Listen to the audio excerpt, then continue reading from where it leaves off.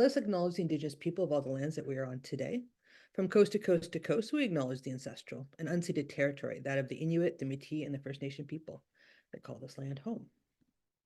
Now, welcome to Wiser Minds. Now, Selena Jones, who is our hostess with the mostest, is not only a professional decluttering coach, but also a grief and trauma therapist.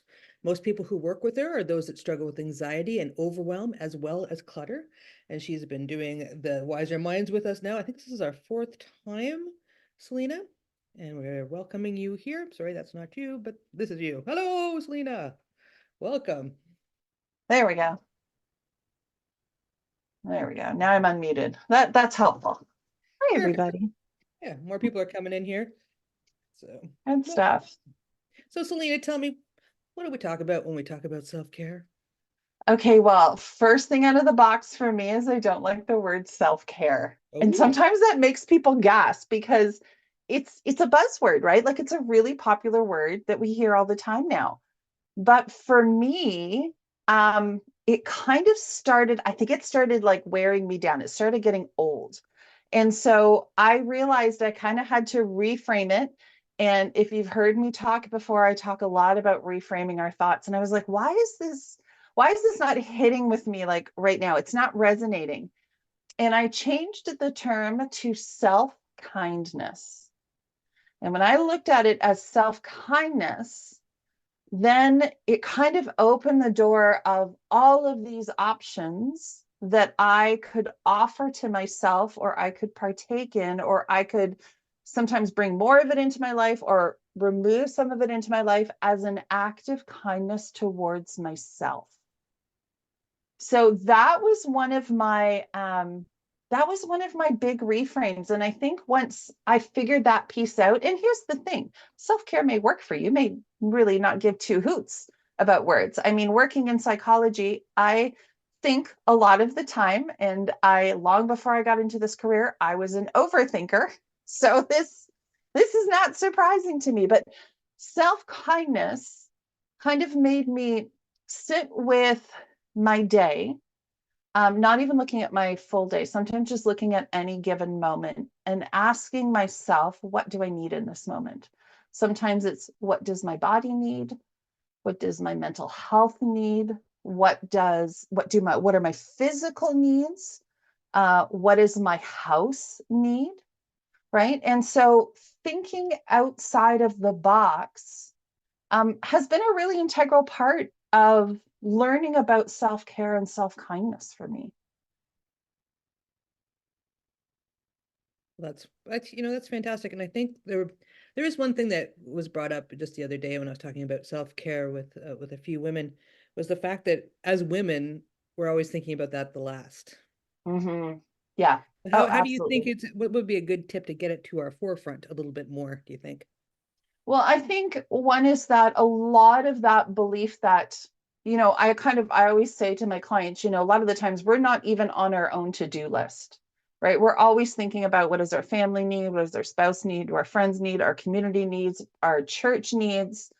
That we are conditioned to not even think about ourselves, usually until we are fully out of commission, till we're hit with a cold, till we're recovering from surgery. It's almost like, especially for some people, to feel like something major has to happen in order for people to take them seriously enough just to take a step back and focus on their own needs. And sometimes we perpetuate that ourselves.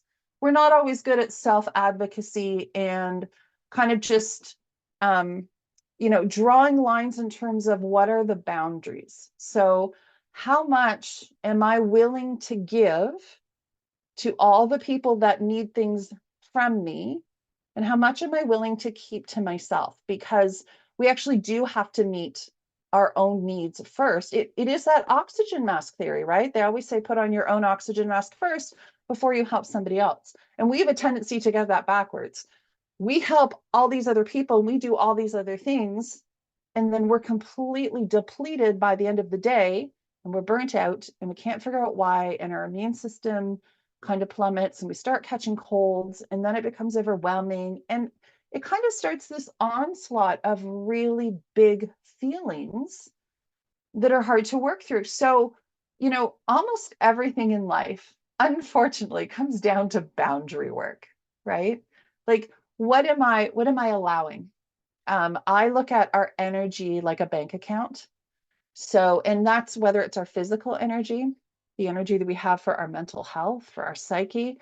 So, if we are constantly making withdrawals, we're going to hit burnout, right? We're going to hit overwhelm. When we hit overwhelm, we shut down. It makes it really, really difficult to make good decisions, to do what's asked of us. And then, thinking about meeting our own needs, it's just at that point, we're just too exhausted. So sometimes we have to flip that narrative and say, what can I do for myself that is depositing back into that account? Okay, what's keeping me in the green instead of me constantly being in the red? So that way, basically, what you're aiming for is something that looks like this rather than I give a lot, I'm really struggling, I give some more, this is really, really difficult. This is what we're aiming for. It's never going to be flat. It's never going to be perfectly balanced.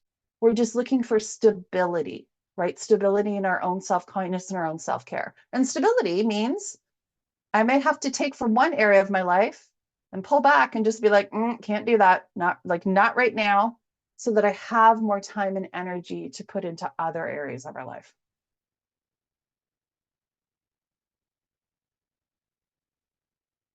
Oh, you're muted, Jen. Jen, you're muted. Oh, sorry. There I we always go. hear people saying like when they had a health scare or when something big has happened to them or Hmm. a certain grief, that's when they suddenly remember that they were supposed to take care of themselves Yeah. before. Oh, absolutely. Absolutely. And I think I think we can get lost in kind of what is self-care. I mean, we immediately, if you look at marketing, Absolutely. It's it's aromatherapy and massages. yeah, Yep. and massages and wine and bath bombs. And I like my wine and I love bath bombs. Like I do. I probably need an intervention when it comes to bath bombs, but it's so much more beyond that I think that we're missing out on these opportunities to really fill our own cup. And you know what? It's delicious when we do. Like it's such a good feeling. And it feels good if we can let go of the guilt. Because I know a lot of people that have guilt attached to taking time out for themselves. And the thing is that when you start feeling guilty about it, and you start, because sometimes it can even sort of veer into self-shaming. You don't deserve this. You didn't work hard enough today. All you're doing is laying in bed. You just, like we run these tapes of self-shaming that don't serve us. Then the time that we're taking out for ourselves isn't really replenishing anything, right? Because we're just still sitting there. Now, we may be sitting there knitting, doing something that we love, while we're saying not nice things to ourselves. We're not making deposits into the bank account. It's withdrawal, withdrawal, withdrawal, withdrawal. I mean, it's handing out those slips, right? And then at the end of it, we're like, oh, what was Selena talking about? I don't feel any better. Well, we have to be really, really aware of the messages that we're telling ourselves. What are we making this mean? Does I that love make that. sense? I love that the fact that people don't think about self-care as actually the messages they're saying to each other, themselves. Yeah. Like you hear a lot of people like, would you talk to your best friend that way? Would you talk to your sister that way? Yeah. Like the way you talk to yourself. But that is, I think that would be the number before your beloved bath bomb. I think Yes. this might be a good takeaway for self-care is to listen to as you said, those tapes in your mind and what they're Yeah, saying. it's so much more than just, the physical things that we can buy for ourselves. I mean, that has a place, absolutely.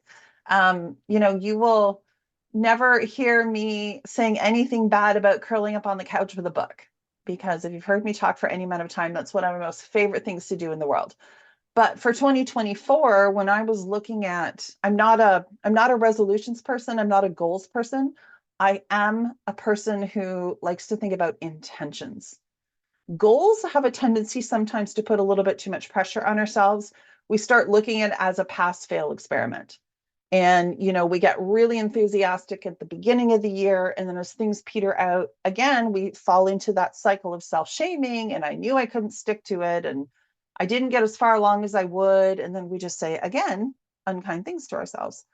So intentions means that there's no certain marker that I'm aiming for, but I want to do a little bit better in some areas. And one of them for me was self kindness.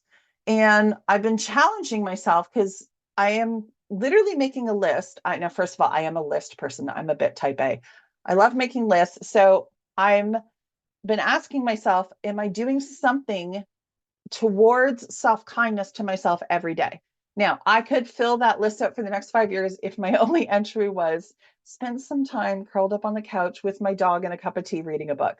I was like, okay, Selena, stretch yourself. Like, really, this is, we got to go beyond what your comfort zone is.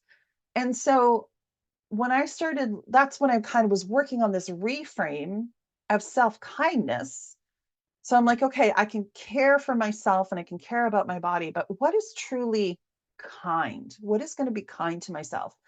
And sometimes it's kind of out of the box. I have looked at things like, are there things that I have been avoiding that I will feel a little bit better if I give it some attention? Now, usually in my life, that is phone calls. I don't like the phone. I think I stopped liking the phone probably at about like high school when I used to stretch the really long cords into out of the kitchen, into the other room, into the closet so I could have some privacy to talk. Since my high school years, I'm done with phones. So, but the thing is that unfortunately and fortunately, things just wait for us. And if I let it pile up, then I'm creating more anxiety for myself. And that is not self kindness. So sometimes it's making a phone call we've been putting off. As you guys know, I'm a decluttering coach. Maybe it's attending to a space that is getting a bit cluttered or feels overwhelming or that we've been avoiding. I have a room in my basement, which could be a lovely basement family room, and I have been using it for storage. So I've been, showing up to that basement literally for only 5-10 minutes a day. Because one, I don't even like basements. I don't know what it is. I don't like basements, but I'm like, if I show up for like 5 minutes, 5 minutes a day, 10 minutes a day, it's still going to get done. And I'm already ahead in the game because since 2017, when I moved in and I created that storage space, I've done diddly with it. So I'm actually still ahead of the game, even though it doesn't feel like I'm spending a lot of time. So sometimes self kindness is doing the thing that we're not really crazy about doing, making the phone call, paying the bill, showing up to our space, going to the doctor's appointment and getting some kind of procedure or check in that we're just not crazy about. But that is self kindness, right? Absolutely. Procrastination is, yeah, it's not self-kindness. There's two things. There's one of you can do wait to do something because you just don't have the mental agility to Yep. do it at that point. But if you're just doing it because it's uncomfortable, you don't want to do it, but you know you gotta do it, then that's Yeah. giving yourself the Yeah. opposite. Yeah. Yeah. And I think you bring up a good point because there's a difference between when we need to push ourselves and when we really need to pull back. Mm. I think one of the things that I've known, I've just kind of been paying attention to in the last couple of months in my decluttering coaching business was I've been talking a lot about the personality types who have a tendency to constantly raise the bar for themselves. It can be very challenging if you say to them, can we just keep this status quo? Or how about you lower the bar? Now, I'm not someone who likes to create anxiety in people, but I can tell you that that created some anxiety in people. They were like, well, how am I going to get better? But the thing is that if you are a bar raiser, so that means whatever you did, you want to do it better and you want to do it better and you want to do it better. The thing is that it is almost guaranteed you will never be happy with where you're at, right? Because you're always looking to that next thing and going, well, I could have done it faster. I could have been more detailed. I could have shown up differently. I could have done it longer. And that's not serving you either, because that's also not always self kindness. Yes, there are times that we do need to push ourselves a little bit, right? But then there's also times where we need to pull back and allow ourselves to just be in a moment. I was on Friday, I was out to lunch with a dear friend of mine, and she takes care, and I'm sure she'll be fine me telling the story. She takes care of her grandkids. a lot of the time, and they're off on vacation with their parents. And so I had said to her, because she was very busy, and she's always been a very, very busy woman. And I said to her, okay, listen, little Energizer bunny, you actually have some time to yourself. Can you just pull back a little bit? And she had come down with a cold recently, and she said, well, I'm still fighting that cold, and I'm fighting that cold, but don't worry, I'm still showing up to my space. And I said, yeah, but you can rest too. how about how about you rest? Because resting is also self-kindness. There is a lot of healing that happens when we rest. And if we especially are dealing with some kind of ailment, if we're dealing with a cold or recovering from surgery, or we're struggling with a bout of depression and anxiety, sometimes we just have to let things settle. We don't always have to fight, right? We can rest, we can hydrate. This goes back to what I've said to you guys before. We are glorified houseplants. We need nutrition, we need hydration, we need sunlight, and we need kindness, right? For those of you that didn't hear that story, there was a, a scientific study done on plants that had the same amount of light and the same amount of hydration and nutrition. And one of them was talked to kindly by whoever was growing them, and the other one was just shamed and said not nice things to. And the plants that grew up in that happier environment, they grew better, right? The same thing applies to human beings, because I think that we forget that there is no child that is ever born into this world with a natural voice of self-shaming. There just isn't. If you look at small children, teeny tiny little toddlers, they think they can do everything. And what causes the frustration is the realization that they can't. So when we have these, I picture it kind of like a VHS tape, right? Where it's like stop, rewind, play, stop, rewind, play. And what you keep rewinding and playing are these messages that don't serve you. They're just not nice. And where do we get them from? Usually the people that were in our environment. And it doesn't mean that we were surrounded by mean, awful people. Sometimes we did have mean people in our life. And sometimes it just was growing up in an environment with other people who had their own baggage, and we pick up on that energy and that negativity and maybe their self-shaming, and we internalize it in little bits.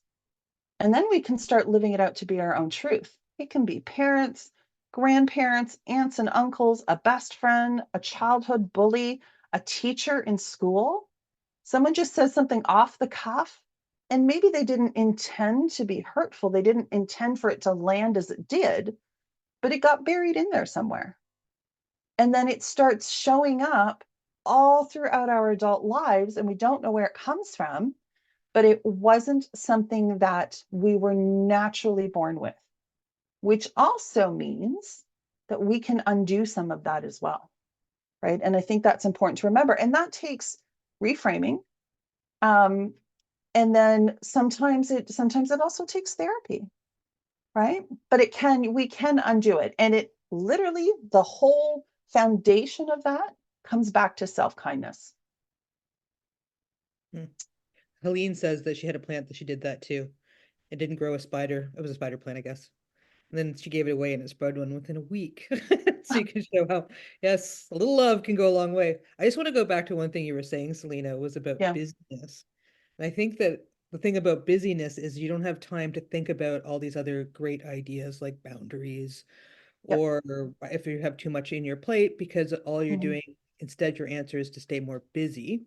Right. Then so if you don't have a time to be sort of in the present and you're always like flying off to the next errand or the next thing that you need to do, then you don't have time to slow down, have a cup of tea and think about, Mhm. are you actually are you actually thinking about yourself? Or are you thinking about everybody else before you? And Yeah. then you burn out or something bad happens to you, and all of a sudden you don't know what's happened. You're so discombobulated from it. Yep. Yep. And I think in cases like that, and I think it happens to all of us, I have gotten to the point where I will set alarms on my phone to do a check-in with my body, Hmm. because, the thing is that, cellular phones and devices and all that kind of stuff can, be a pain in the backside. But there's also times that we can use it as a tool to do some of that thinking and that time management work for us. So if my day is going to be crazy, or I just know that I'm in this period where I'm kind of disconnected from my body. And when I say that, I mean that we live so much in our head to the point that we're just looking at the next appointment, the next thing that's going to be asked of us. We're just kind of, running around like a chicken with our head cut off. Then I know that I'm not going to really be aware of what my boundaries and limitations are. So I have to do a check in. And I think allowing my phone where it goes off, however, whether it's like, I don't know, every 4 hours, every 2 hours, whatever that you want, then when that goes off, whatever I'm doing, I stop and I take a couple of slow, deep breaths. And I literally say, okay, Selena, how you doing? How are you doing over there? Is what you've been doing today, is that working for you? And on top of that, I have my what I call my bookend routines. So I have a morning routine, my morning and evening routines. I'm, basically religious about, especially the morning one. And the morning one is it has to start in the quiet. I need to get up before the rest of my family. I have my tea, I journal, I read the news, I'm curled up on the couch. It's all so quiet that before I get into the busier parts of my day, I have started off well grounded. Now that works for me because I am an early bird. Sorry, I always forget that term, and literally the term that comes to me is always permanently exhausted pigeon, which is from a meme on Facebook, but sometimes that actually applies as well. And I'm like, Right. I know it's night owl, but what's that other part? So early bird. So I sometimes I am an exhausted pigeon, absolutely. But because I'm an early bird, that's a high energy time for me. That's easy for me to do. If you are someone that, naturally just really enjoys staying up late, maybe the end of the day is really your grounding time for you to check in with yourself, to do something kind for yourself and just be like, how did the day go? Are there things that maybe, is there something within my control that I can tweak a little bit heading into tomorrow or this week? Because I don't want people to get overwhelmed by trying to do all of the quote unquote right things, day after day, and look at weeks and months. And sometimes we just need to look at, this 15 minutes or these 30 minutes or this hour or this part of the day, because we're not aiming for absolute overnight change. Right? In the book Atomic Habits, James Clear talks about the best way to build a solid habit is to change your behaviors in 1% increments. 1%. That's teeny, teeny, tiny in the big scheme of things. Right? So even if we are struggling to kind of sort of be connected between brain and body, then if we just set an alarm on our phone once a day and just be checking in and go, hey, how's it going? That's your 1%, right? And the more that we do that, if we do that over time, and let's say we do a daily check-in every day for like 3 weeks, then you may find that you don't need the alarm to check in with you as much, because you are becoming more accustomed to learning how to check in with yourself, right? And then we take something that was a struggle and we turn it into a superpower, but we do it in these really tiny little increments. Oh, I think that's fabulous advice. Who can't do it just for in a teeny way? That's amazing. Right? Yeah, Yeah. you can do that. And then each day, it's kind of like you going down to your basement just for 5 or 10 minutes a day, and Yep. it adds up. It certainly adds Yep. up. Yeah. So you mentioned journaling. You mentioned, Mm-hmm. so your quiet time in the morning, and Mm-hmm. then your evening sort of things that you do. I was just wondering if other people had things that they did for, we're not going to say self-care, we're going to say self-kindness. But feel free to put it in the chat, or you can put your hand up and unmute. I just wonder, I'd be interested to see what other people are doing. We were talking about this in the sharing circle yesterday. Mm-hmm. a couple of you guys there, and we were talking about how like some people enjoy doing art so they can get into kind of a flow state. I Yes. talked about how I always need to go for a walk every day. So, Mhm. and we talked about trying to get out of sort of the busyness of the top of the brain. So Yes. when we talked about like walking, for example, or getting into the flow state or any of those things, you're not Mhm. in the future and you're not in the past. You're in Right. the present moment. And then it almost puts everything else when you come back kind of to that area again, you see it with more clarity. Hmm. Yeah. Hmm. Yeah, you know what? One of the best ways to do that, to pull out of that headspace, to pull out that over busyness, is you want to look at engaging your five senses, Hmm. right? Because as human beings, we have a tendency to do and do and do. But if you're also considering things that, um, you know, even something as simple as sucking on a mint, right? That engages different parts of your brain and it actually pulls the attention to the taste of it. Or if there's something that you love the smell of, that you have a positive association to, that is something else that's going to pull you back into the moment, right? So I think sometimes that we forget how to engage more of our different senses, and I think that's something that's overlooked, so it's worth considering. That's a really good idea and easy to do as well. Yeah, yeah.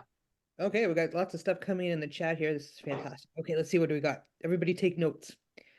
Judy takes a break watching her favorite vlog. A vlog is like a video blog called the Chateau Diaries. I've never heard of the Chateau Diaries. I'm assuming this would be on YouTube. Okay. So if anybody was looking for a new video series, try that out. BB says, my newest self-care habit is going outside first thing in the morning to get morning light in my eyes and to reboot serotonin so I can sleep at night. Yes, BB, I've heard of the science behind this. This is a very good idea. They said as soon as you Absolutely. can actually connect with light in the morning, Hmm. it'll Hmm. set your rhythms on the way. Yep.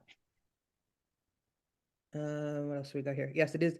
So the Chateau Diaries are on YouTube, says Judy. Um, Susan says progress over perfection is something she tries to remember. Oh, that's one of my favorites. Yeah, you know what? I think there was a time in my life I was like, I should probably have that tattooed on the inside of my eyelid so I see it all the time. Because especially if you are a bar raising person, right? This isn't about, there's so many things I think is in general, being human beings, we forget that we are humans having a human being experience. And we attach this pass fail mentality to so many of the things that we do. We don't really allow ourselves just to enjoy the process or be present in the moment because we wished we would have shown up differently, tried harder, made different decisions. And when we spend a lot of time sort of overthinking that, especially if we're involving regret, we are making so many withdrawals out of that energy, energy I was going to say banking system.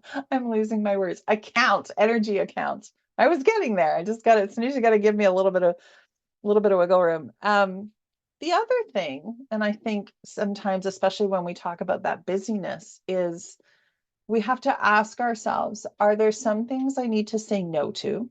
Right? Sometimes saying no, especially for women, can be hard. But also, are there some things I need to say yes to? Right. So I had gotten at a point in my life where I was becoming really good at saying no. But the point I realized I got to was that there were some things that I was missing out on because I was not saying yes.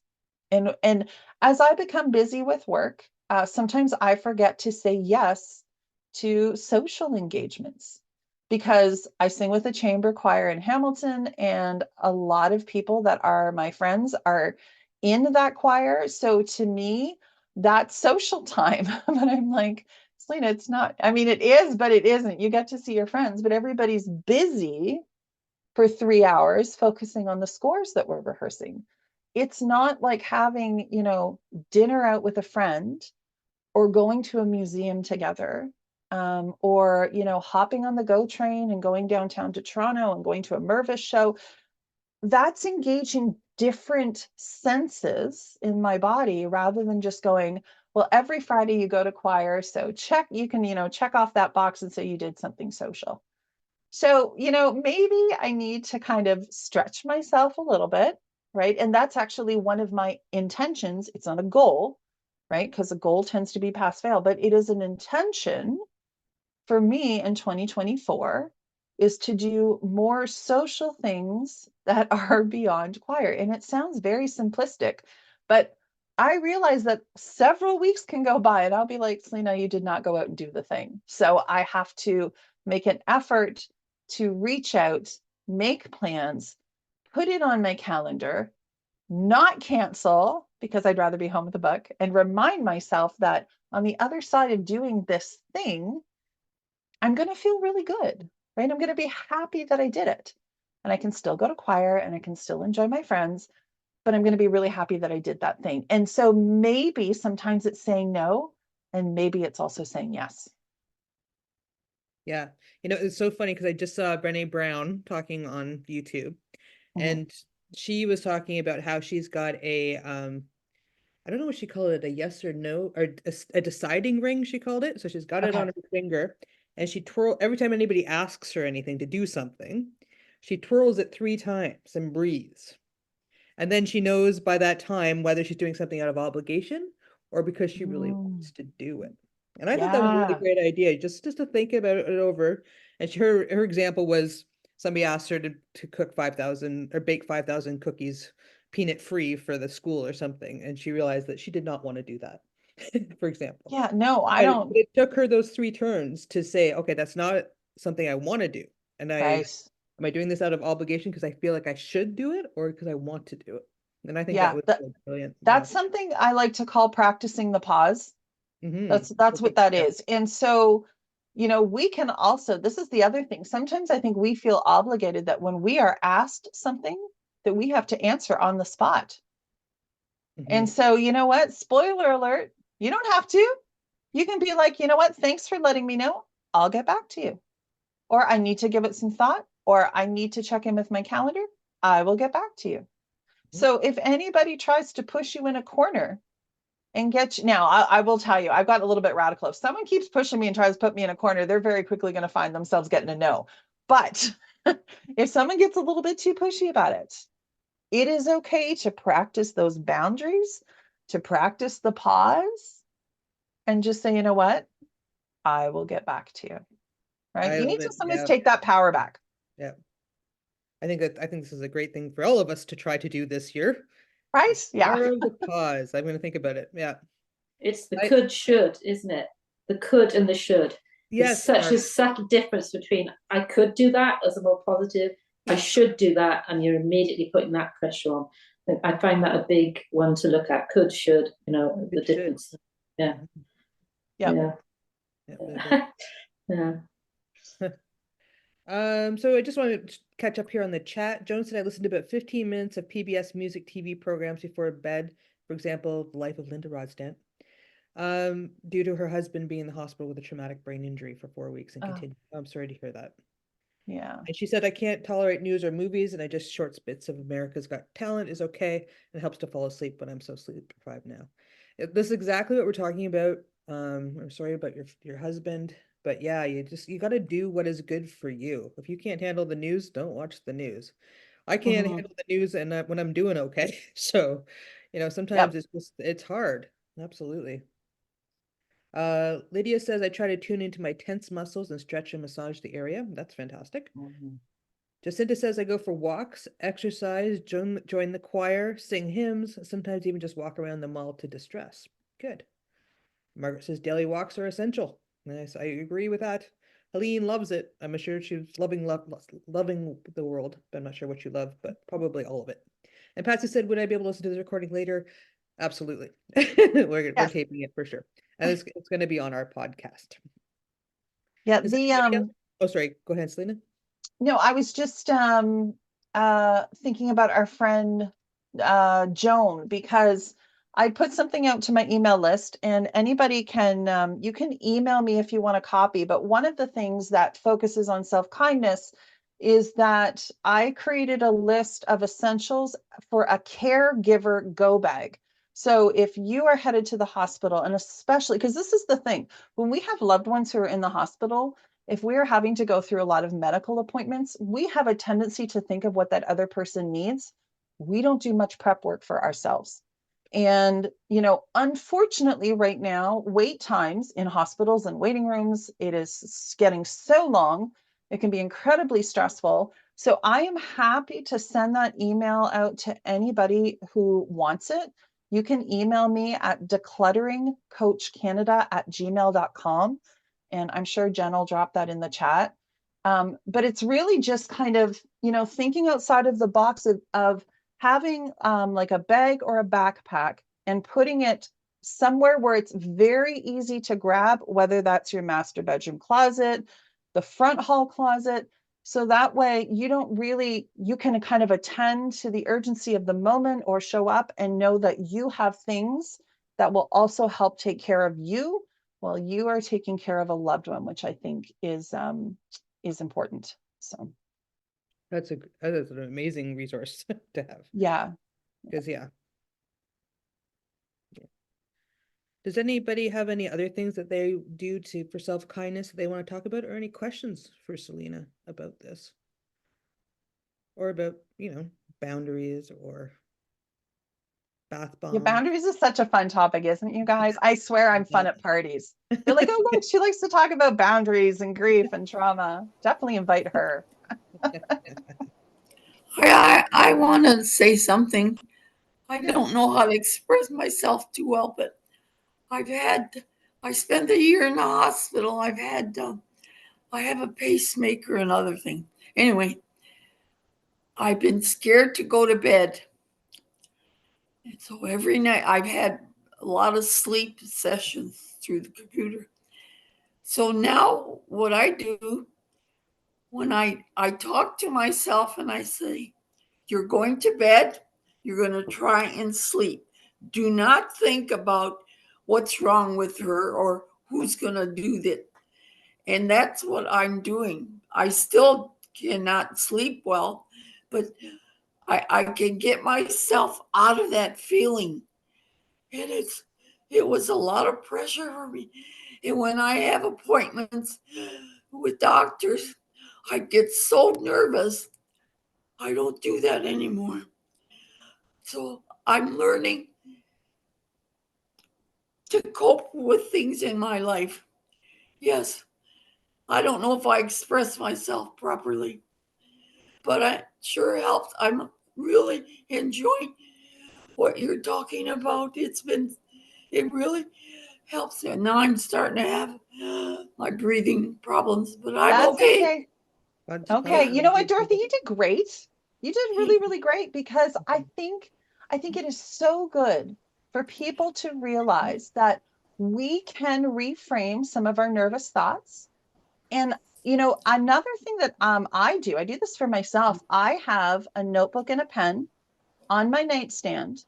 And if I have anxious thoughts, I put it on paper because if it's on Oh, paper, then I don't yes. have to keep thinking about it anymore. Right? I had a place to actually put that thought. And the other thing, talking about the power of notebooks, is that if you have medical appointments and you have questions or concerns, jot it down in the notebook, keep it tucked Yes. into your purse. And so then you don't have to go through that stress of trying to remember all the things. You just already have it already listed out. So that may be beneficial for you, Dorothy. Oh, thank you. I will do that. Thank you. Yes. Dorothy, don't worry, you articulated yourself perfectly. Yes, you did great. You did great. And you're doing great. Don't worry. Yeah. Thank you. We all have these Oh, anxious it's thoughts. it's so long to get back to my normal self with all this surgery and everything. Absolutely. But I say to myself, you're going to do better tomorrow. So do the best you can today. And that's what I do. Yeah. Good. Yeah. Excellent, excellent frame of mind. Yeah. Well done, Dorothy. Yes. Thank you for talking to me. Of course. I see Helene's got her hand up. Hi, Helene. Hi, Hi. I had to unmute myself. Many years ago, when I was newly widowed and with a baby, that's going through a lot of legal and business stresses and things. And had a fantastic doctor, and he said that he didn't have a pill for what was ailing me. So he suggested I get away one weekend a month, just a friend's place, just leave your four walls, because you can go through like you do with reading a book, and you're going to relax, read a book. But while you're doing that, you're thinking of the dirty dishes in the sink or something that you need to do. If you're out of sight, and it worked. I did this for many months, and every now and then I still do it just to get away from the four walls, because you can rest and look like you're resting, put your feet up and you look good, but your mind is not, because you're thinking of what needs to be done. And so by getting away from it, you don't have to go away far, he says, just away from the four walls for a weekend or one overnighter, and it Yeah, works. absolutely. Absolutely. One of my favorite things to do for myself is because I'm an avid cross stitcher, and is I go away to cross stitching retreats. Yes. It's so much fun because, the camaraderie, it's just with, everyone there is just so supportive. We're looking and oohing and ahhing at everybody's projects and, supporting each other. It's a lot of laughs. And even though like I'm in Burlington and the retreat's in Brampton, I stay at the hotel, because when I'm there, I'm in retreat mode from Thursday to Sunday.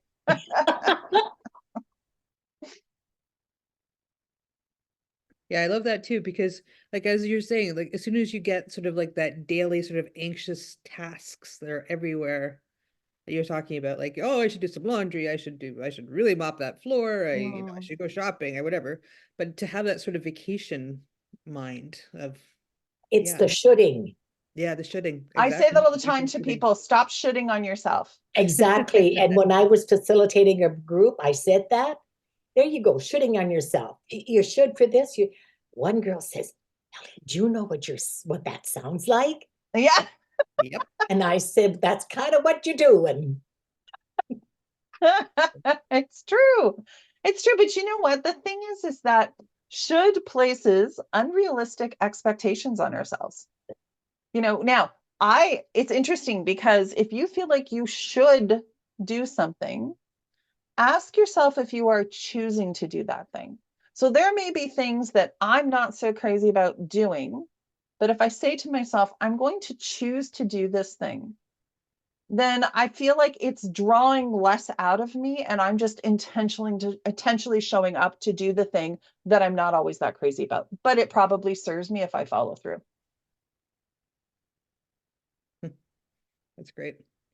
So let me just hop over here to the chat for a second. Carol says, brainwaves in the alpha sleep rhythm are similar to brainwaves in creativity.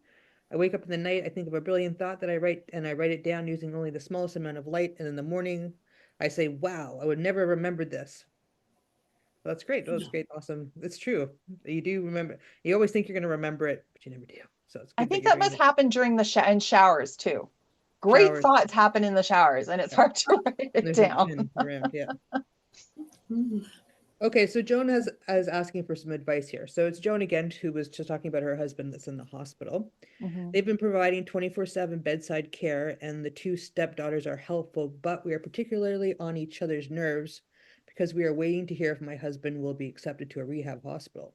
He was declined last week, and the hospital has a revised application. If it is declined again, the only option is to bring him home, perhaps tomorrow, and nothing is arranged. The stress is driving us crazy. Any tips? Yeah, you know what, Joan? I would check in with, a lot of hospitals have social workers.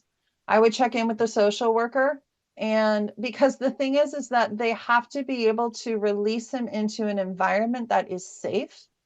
And I don't know what ailments that he's dealing with that he's going to need rehabbing for, but if your home does not feel like a safe place, especially if it's because you're going to have to provide a level of care that you're not either capable of providing, you don't feel strong enough to do, you're feeling kind of iffy about it, then you're going to have to advocate not just for him, but also for yourself, and put it back on the hospital of going, if you're going to be releasing him, then what kind of supports are you offering me? Right? We kind of have to, it's like playing ball. We kind of got to push back on it and see what they say, because, sometimes people are unfortunately released from the hospital. Oh, that's right. He's got a TBI. Okay. So people can be released from the hospital without adequate support, even though it could potentially be offered, simply because they are not pointing, like, it's on us sometimes to ask the questions, right? So I think it's best to get in there and just say, what kind of supports are there going to be? Because there's a lot of complexities with TBIs, and the healing time is long for a traumatic brain injury.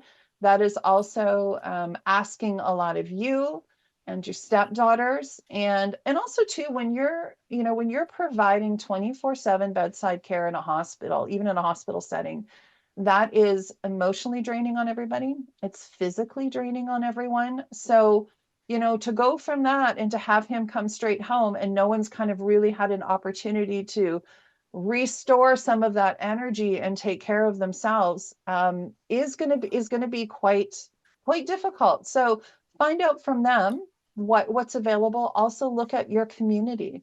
If you belong to a religious organization, are there people in the congregation that can help? Are there neighbors that can help with things? Even if, it's something like making sure that a driveway is shoveled, or if you live in an apartment building, can someone get your groceries or help you set up to get Yeah. things delivered? Like, there's all of these small things.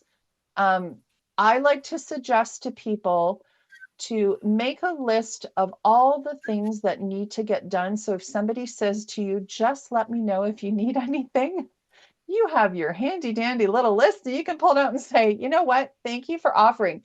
If you would be able to do XYZ, that would be really helpful. And you can say to them, you know what, like you can say, no, I understand, but this is actually something that I'm struggling with right now.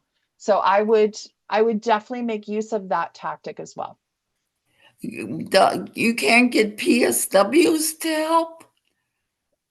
Yeah, I think that's something that they're going to have to talk to the social worker at the hospital and find out. Yeah. Yeah, because PSWs can be amazing. That's a Absolutely. great That's what idea, I, Dorothy.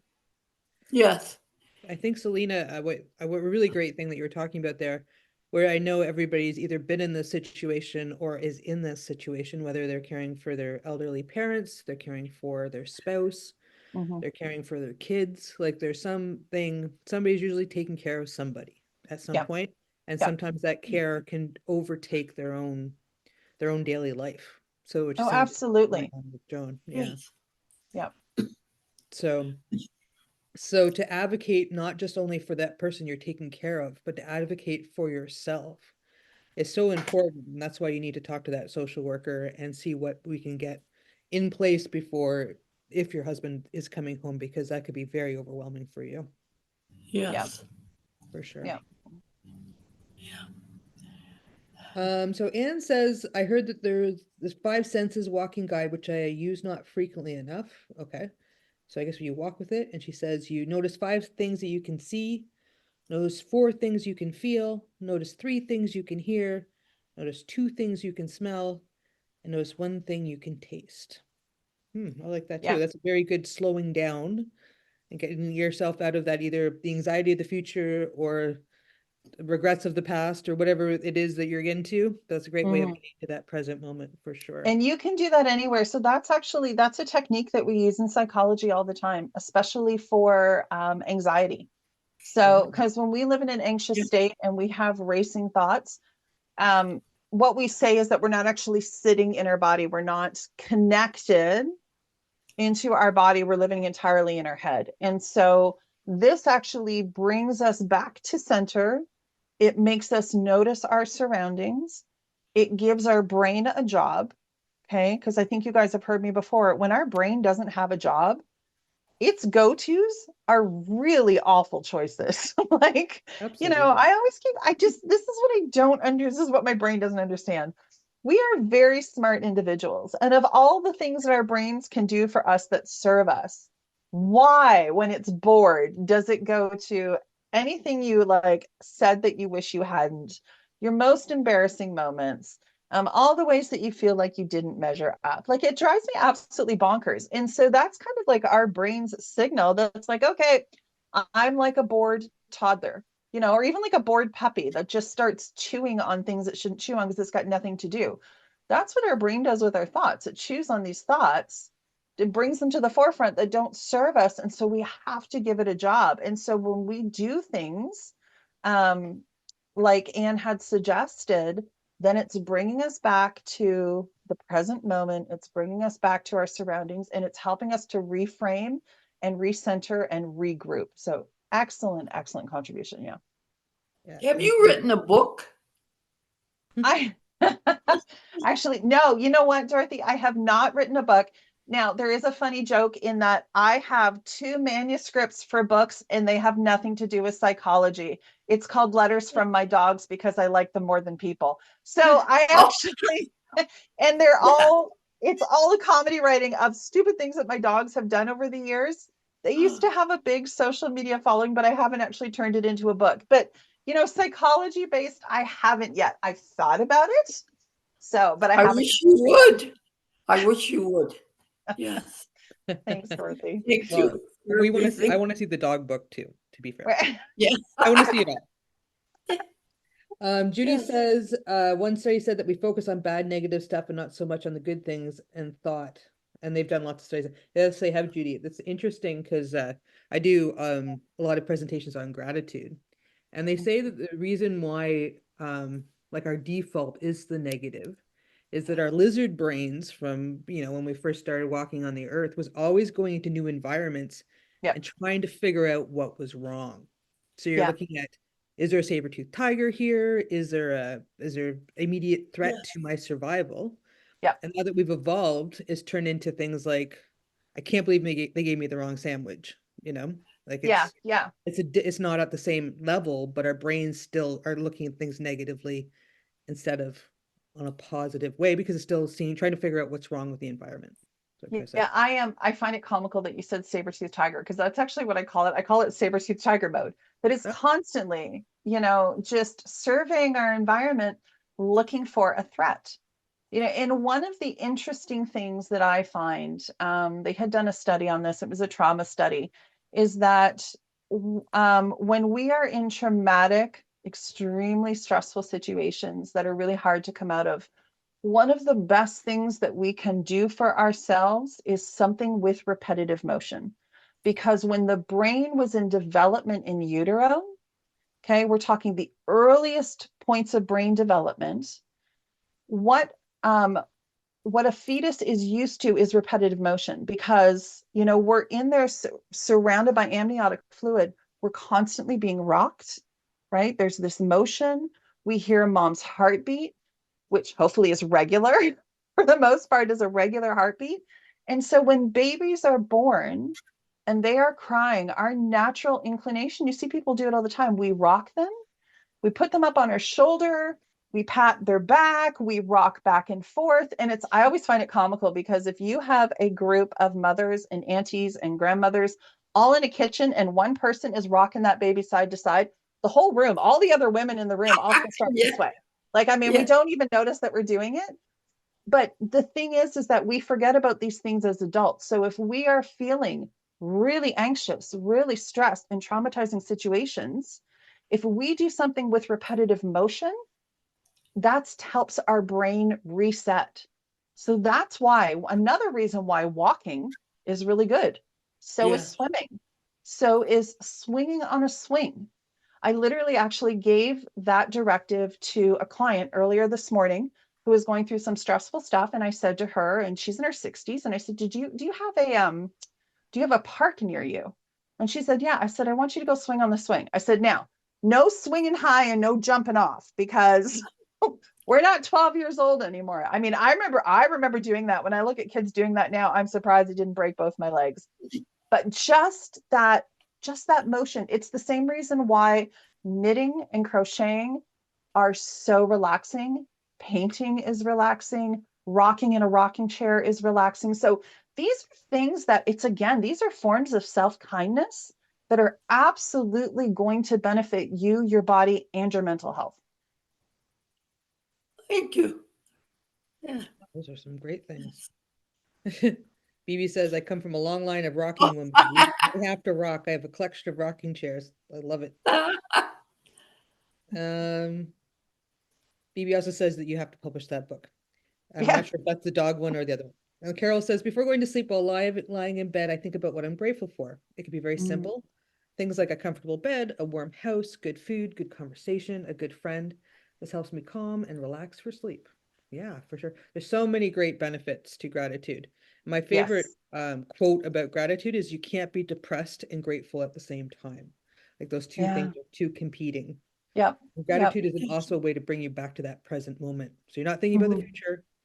You're not thinking about the past. You're thinking about right now, what you're feeling good about. Yep. Yep. I agree. Karen says, thank you so much. So much what you said today, I needed to hear today. Oh, good. Oh, I'm Yes, glad. thank you. Yeah. It was wonderful. Oh, good. I'm glad you But enjoyed please think about writing a book. Okay? Okay, Dorothy, I will definitely give that some thought. it. Take my name so you don't forget me. We won't forget yours. Oh, Does anybody else have anything they wanted to share before we end this session today?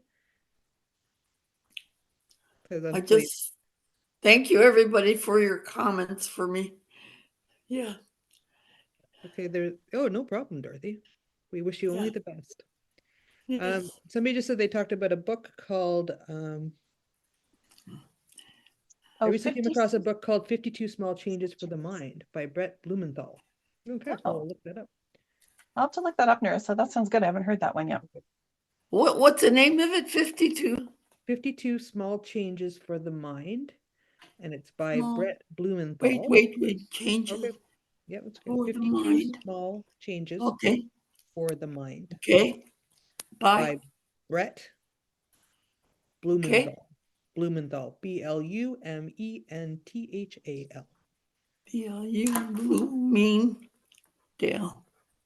Right? Yep. Thank you. You're welcome. Okay. Thank you very much. And Judy says you help us keep our sanity. Thank you, Selena. Yeah. Thank and you. Nerissa says you can also get it on Amazon in paperback. All right. Yeah. So I think our takeaways here, I think we've got a lot of them, but one of them is, and I really like the pause. Practice the pause. Yeah. Practice the pause. Yep. So even if you don't have a ring that you can twirl, but before you say yes to something, make sure you really want to do it, because if it doesn't, you're just going to feel bad about it and negative about it, and it's going to burn you out. Okay. Okay. Agreed. Okay. Thank you. Take care. Thank you, everybody, for Thanks, coming everybody. out. It was a joy. I appreciate all of you, and we will see you next month as well. We'll be back. Absolutely. Oh, good. Thank you very much. Awesome. Okay. Bye. Thanks, Selena. Bye, everybody. Bye, everyone. Be safe. Okay. Bye-bye.